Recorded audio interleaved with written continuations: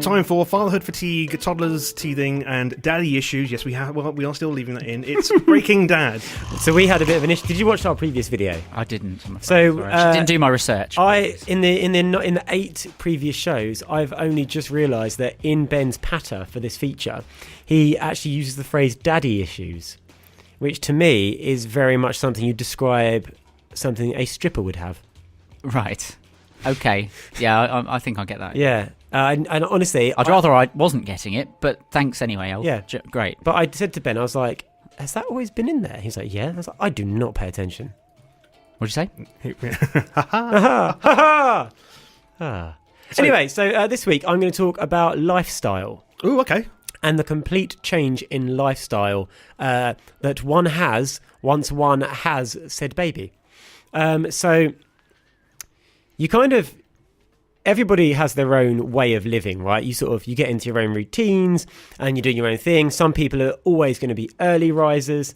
Some people are always going to be, late bloomers, if you will. So, people that just can't get up in the morning. Night owls. Yeah. Some people are going to be people that need to eat, 3 solid meals a day at exactly, 7, 12 and 7. Yeah. People like that. Some people like to go out in the evening. Some people don't, etc., etc. And once you have a baby, none of that matters. Right. It literally is completely irrelevant because your lifestyle changes completely to what the baby tells you your lifestyle is going to be. Your baby talks. That's amazing. He's kind of... I mean, we could go on to that if you want. No, it's fine. I don't want to derail you. I was just... That's okay, yeah. It was a little cheap joke, to be honest. I know. Oh, you. Okay. But this is a serious topic now, David. Yep, sorry. Yeah. This is like the only serious issue. part of this entire show. And so, yeah, what was I saying? It just routine. Honestly, routine, it just doesn't matter what routine you're in. And the first 6 months, I would say, until the baby is in his or her own routine, your routine is so out the window that you don't even sleep at normal times. You don't sleep at night time. So, and especially if you're the mum, because normally, more often than not, it is the mum who is doing the initial 6 months of care, if you will, because Yes. Normally it is the dad that goes back to work. It doesn't have to be, I love the fact that you can now take shared parental leave. It's amazing. But more often than not, especially if the mother is breastfeeding, then the mother will be doing all the care work. Yes. Which involves obviously the breastfeeding and the general putting to sleep. Yeah.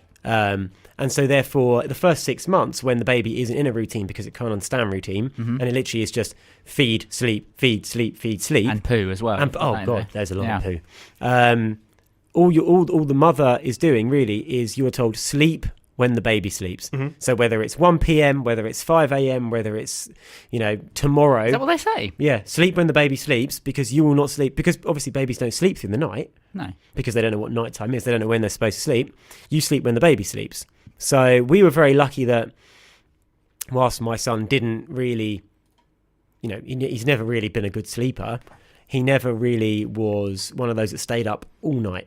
Okay. Whereas some kids, for some reason, sleep through the day. Is it half and half? Yeah, some kids sleep through the whole day and then literally they'll just be awake all night, which is just a nightmare. Anyway, so once the baby's in its own routine... I'm very tired now. God. Yeah, I'm shattered. Trust me, I am shattered. Yeah. Once the baby's in its routine for about 6 months, so the routine we put in place involves obviously trying to make sure that he is in bed by about 7 to 8.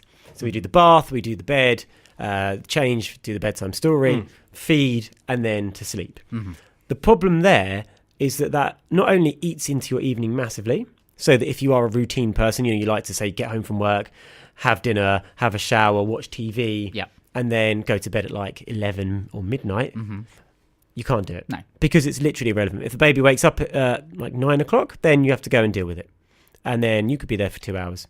Sometimes Zach is awake for 2 hours in the middle of the night and Steph just has to go and deal with it because he won't come to me. Yeah. Because he won't come to me because he uses her for comfort. Yeah. She is his comfort and that's fair. But the routine and what I was talking about... Sorry. But have you tried, though? I have tried. And he just... In the middle of the night, he won't come to me. Okay. Because he knows that she is the one that provides me the comfort I need to get back to sleep, which is the breastfeeding kind of thing. He doesn't use it for food. He uses it for comfort. Yeah. For comfort eating. That's what he's known. Yeah. Because from the moment he was born, that's what helped him get to sleep. Yeah.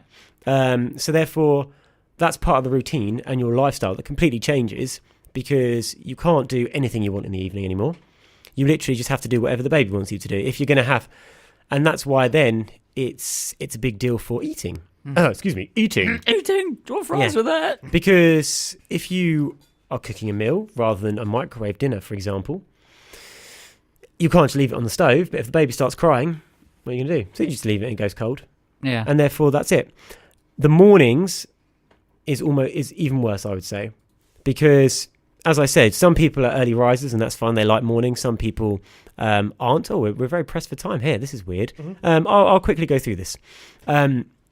But if whichever way you are, it doesn't really matter because the baby will just wake up and you will have to be up with that baby. So Zach, for example, now he's a 5 a.m. riser. Bear in mind, I've never even seen 5 a.m. before.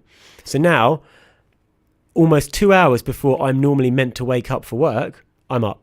Yeah. Just reading stories with him or sitting there crying in a ball while he just laughs. Or shouting really loudly in the other room. Help me! So the reverse of this, then, what is your?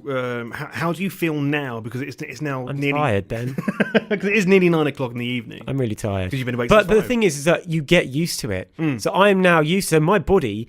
Horribly, even if Zach's still asleep, will wake me up around the 20 past 5 time. Yeah, you're stuck at that time. Yeah, and so therefore I have to get up and go to the toilet really quietly so it doesn't wake him up. And What do you back. do with the flushing? Because that's loud. Oh, I don't flush. Okay. If it's yellow, then I'm going to leave that. Whoa, sorry, I shouldn't have. No, it's a good question. No. So yeah, so your lifestyle overall just completely changes to fit exactly what the baby wants to do. I could go into this a lot more, but we haven't got time. So maybe we could do lifestyle part 2 next week when we talk about like weekends. Absolutely. We'll have more of that on next episode of Okay. Breaking Dad.